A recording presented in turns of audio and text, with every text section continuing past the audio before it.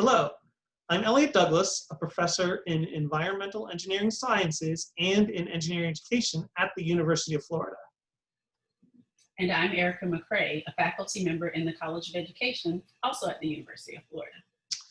Today we want to share with you a project we have been working on to understand the experiences of Black engineers working in industry, and some suggestions on how you can apply what we have found. Now, it's probably not surprising to you that the proportion of Black engineers is substantially lower than their proportion of the general population. For example, in 2016, only 3.3% of engineering degrees were awarded to African Americans, while they make up a little over 13.4% of the US population, so a difference of 10 percentage points. Similar disparities exist in regard to engineering students and employment, and the trend is not encouraging. The percentage of Black engineering students has actually dropped from a peak of just over 5.16% in 2000 to 3.86% in 2016, the last year for which data is available. This drop has occurred despite the efforts of many engineering schools and companies to create programs to encourage African Americans and other underrepresented groups to pursue engineering. The computer and information technology industry provides an example of how a focus on the numbers is not sufficient. Companies such as Google, Apple, etc., have made efforts in recent years to recruit a more diverse workforce and have started publishing diversity reports. However, much of the workforce leaves these companies due to an unwelcoming culture. According to one report, 80% of IT employees who left their companies did so because of unfairness and mistreatment, either as the primary reason or a contributing factor. So what we are doing is using a narrative approach to understand the experiences of Black engineers in the IT industry. Our goal is to identify the various ways in which the culture of these companies is unwelcoming or even worse. And now Erica will talk about the theories we are using in this work. Because this work addresses sociocultural issues, we used a few different frameworks to frame this particular study. We started with Ibram Kendi's History of Racist Ideas, documented in his book, Stand from the Beginning, which really shows how whiteness is normative in the United States and has been since the very beginning. We also use inauthenticity or authenticity. Wendy Faulkner talks about it specific to women in engineering, but we also draw on broader frameworks such as Gloria Anzaldúa and Paul Laurence Dunbar's notion of the mask. We're really looking at how pervasiveness, white and male privilege are, and how they show up and the opportunities that are afforded in the workplace.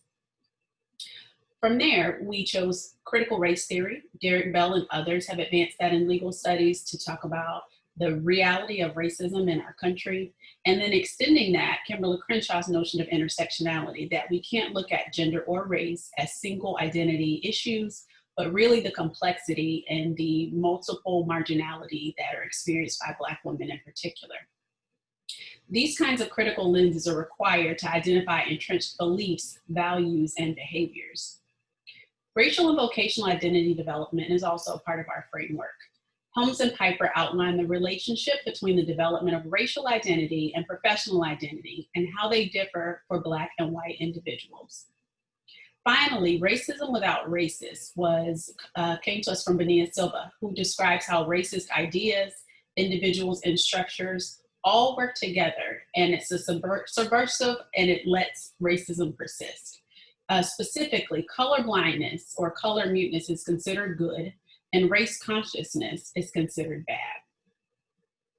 So what these theories do for us is they help us understand the experiences of the people we interview and what's really going on behind what they tell us. So I'm going to share a couple of examples of that with you. One of the Black engineers, I'll call him Ben, although that's not his real name, talked about how he likes to listen to music at work while he writes software, like rap music. He even spent $400 on a pair of headphones to make sure the music doesn't bother anyone. And he likes to move around to the music a little bit while he's listening, but he has gotten reported for it. In contrast, his white coworker comes in, puts his feet up on his desk, plays on his phone, and no one says anything. So we can see several of the frameworks reflected in this story. Ben uses the music as an authentic expression of himself, but the racist idea of how you are, quote, allowed to behave at work results him being reported. As Will said, quote, if you're diverse, it's like you learn those are just things that from my culture we do to excite us and motivate us to keep going. But if you're not used to that, then it's like you're doing something wrong. We also interviewed white engineers to understand their perceptions of race in the workplace. One way in which race was erased was to frame diversity as, quote, diversity of experience. A white engineer I'll call David, again, not his real name, said, quote, this isn't a cultural thing in terms of ethnicity, but it's a company culture thing and how problems have been solved. You get all that brought together from all this diverse group of people, and you end up with a lot more interesting options to solve problems. This view is an example of racism without racists. David is able to erase the importance of race by framing the problem in terms of experience. So what can you do? What can we all do? It starts with increasing our consciousness and conversations about race and gendered identities. If we don't acknowledge race, if we're not talking about it, then it will allow racism in the structures and in the interactions that we have to continue. Then we have to use these lenses to examine structures, policies, and procedures. This is what encourages and allows subsequent behaviors to persist. In order to make change, both small and big, within our spheres of influence, it has to pervade home, school, work, places of worship, social gatherings, community organizations. Change won't happen at work and last at work if we aren't addressing all of our spheres of influence. We have to also acknowledge when we get it wrong and be willing to make corrections. And then those around us, we have to call people in rather than calling them out. When we see or hear behaviors and comments that are marginalizing to others, we have to be willing to step up and say something and do something. There are a few other people who have worked with us on this project that I want to acknowledge. Gretchen Dietz is a PhD student here at the University of Florida in engineering. Mr. Randy Brown is a research associate working with us here at the University of Florida. And Mr. Paul Richardson is worked for many, many years in the IT industry in California. He has been really influential in getting this project started with us. He was really the catalyst for it.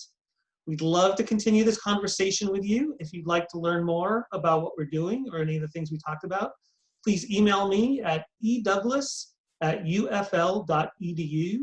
That's EDOUGLAS@ufl.edu. Thank you for listening.